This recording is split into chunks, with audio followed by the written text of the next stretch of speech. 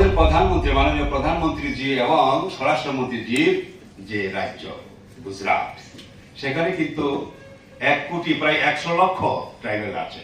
সেই ট্রাইবেলদের জন্য এখনো এডিসিও হয় নাই। এটা কেন হচ্ছে?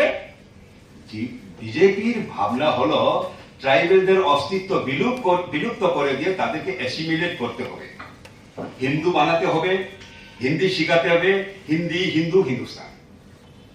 এই জায়গায় আমরা নিজেদের অস্তিত্ব রক্ষা করতে চাই, আর বিজেপি এই ছোট ছোট জাতিগোষ্ঠীর অস্তিত্বকে বিলুপ্ত করে দিয়ে অ্যাসিমিলেট করা, যাকে বলে হজম করে ফেলা, সেটা করতে চাইছে। ফলে বিজেপির ভাবনা এবং আদিবাসীদের ভাবনার মধ্যে সংঘাত, মৌলিক সংঘাত রয়েছে। সেটা কোনো মীমাংসা নাই।